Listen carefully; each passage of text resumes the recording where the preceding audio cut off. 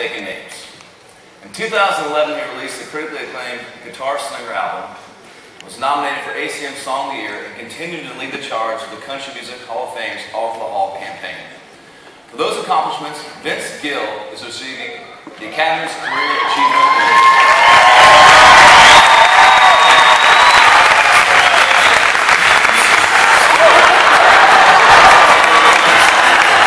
Vince Gill took a detour through an LA rock band on his way to country music stardom, but it didn't take him long to get to Nashville where he belonged. After 30 years in the music business, he still dazzles us with both his talent and his support to the country music community.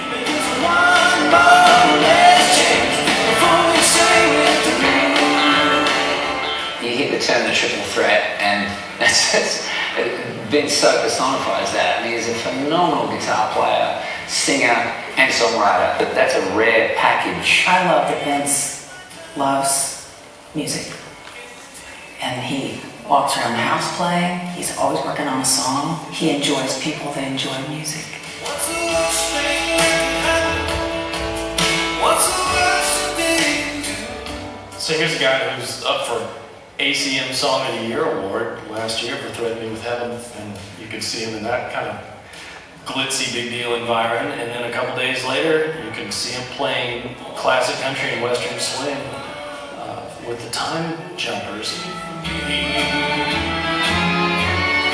Even our involvement with the Hall of Fame is all because of Vince. I mean, Vince was the one who said, you know, artists should donate a night's proceeds from performing to the Hall, and before we knew it, we've, you know, now got this thing called All for the Hall that we do every year, and hugely honoured I get to do it with Vince. I know that Vince will make music till he dies.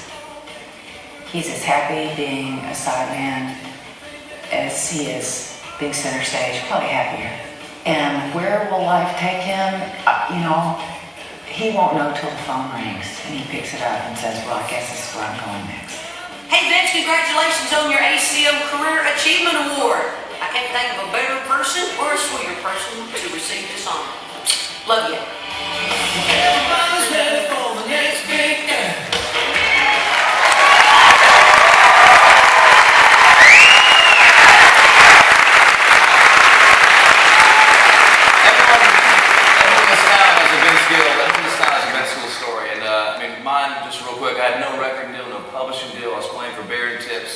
Little place down here on Lower Broadway with a stage about the size of the circle.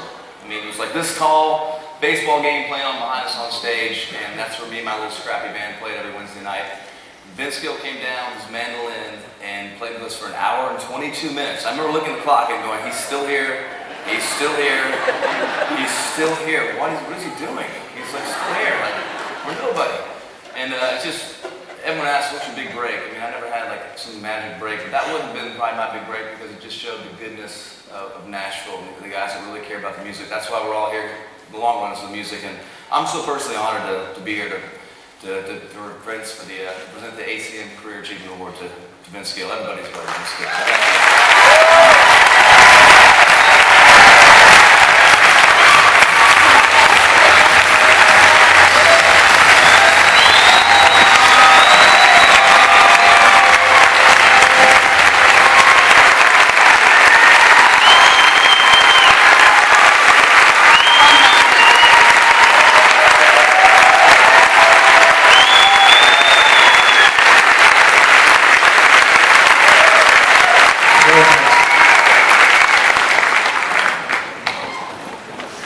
So thank you, Dirks, for that.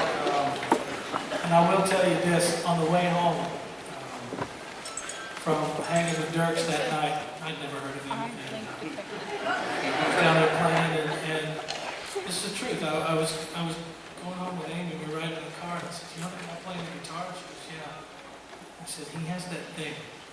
He has something. He's gonna, I think something good will happen to him.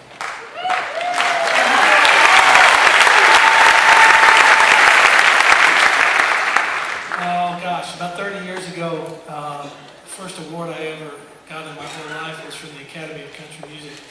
It was for the New Boy Singer, and it was a new dude, but it was back in, I think, '84, and I had just made my first record, and I remember the category, and who else was in it was my dear friend, the late Dan Seals, and also Bill Medley from the Righteous Brothers, and this was really confusing to me. A guy in his 60s could be nominated for the New Artist Award.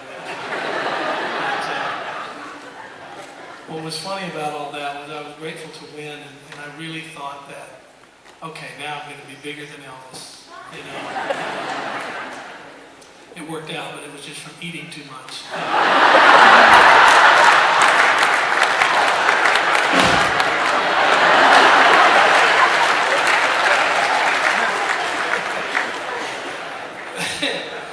And it was so funny because I was living in Southern California, and I got a record deal from Joe Galante and his bunch, Randy Goodman and all them. I was playing with Roseanne Cash at the time, and Rodney, I was their guitar player and singing harmony, and they came to see me playing with Rose and offered me a record deal just from being a sideman, which was, I thought, pretty cool. And I had big dreams, you know. I always had wanted to, at some point, hopefully be in the world of country music. I had great mentors like the great Emmylou Harris and Rodney Crowell and people like that were amazing teachers. And some 35 years later, they've not only been great mentors, but they've been even better friends, and that's the best of all. But what I was struck with was when I first started was my perception of what this town wanted.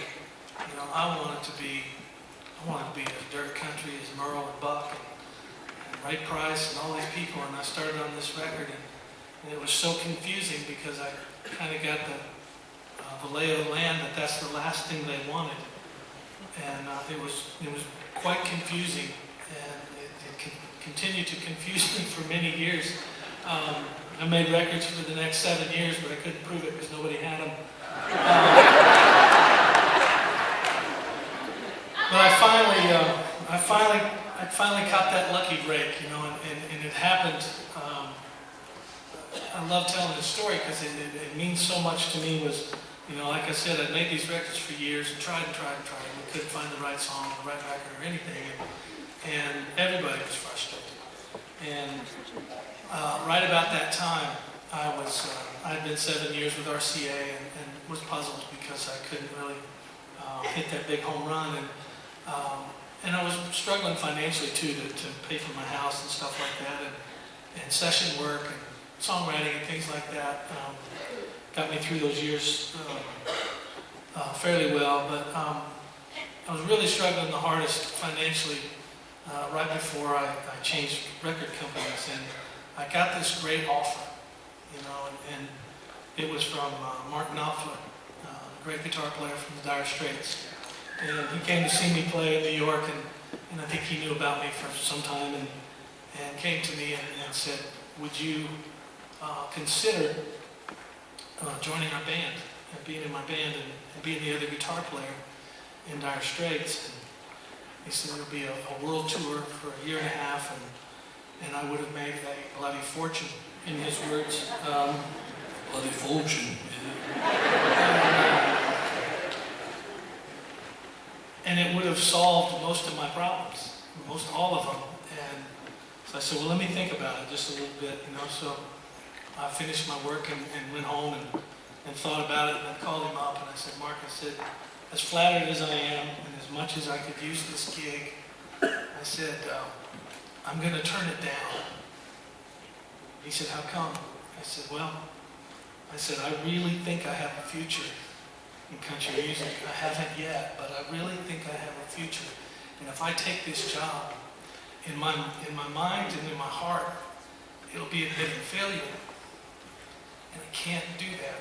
I cannot admit failure to myself.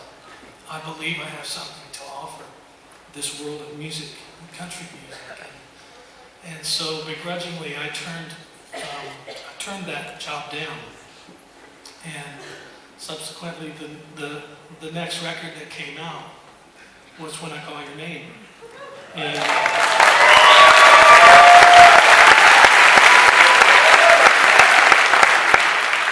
because I didn't quit and I bet on myself, and it was so important to me, you know, whether I failed or succeeded, that I kind of did it on my own terms. That meant the world to me, and then off I went, and my life was changed forever, you know. Anyway, all that to say, all I've tried to do in achieving a career achievement award, I don't really understand what that is, but from day one, from when I started playing, all I've ever tried to do is get better. And every chance I got to get better, to play with better musicians, to play in a better band, that was my goal. It was never about $1 and which gig could pay the most. It was always about which one would propel me and make me a better musician. I started playing with a group, the Time Jumpers, 2.5 years ago. It's a Western swing band. It plays every Monday night. And one of the reasons I wanted to play in that band is because they made me a better guitar player. I was playing stuff that was unfamiliar to me, stuff that I loved, but it was a little over my head, and it's made me better in the last 2.5 years. So even at 55, I'm still learning, and I want to continue to learn. And the last thing I want to say is I feel inundated these days with music that's telling me how country it is. And what I long for more than anything is to hear how country it is.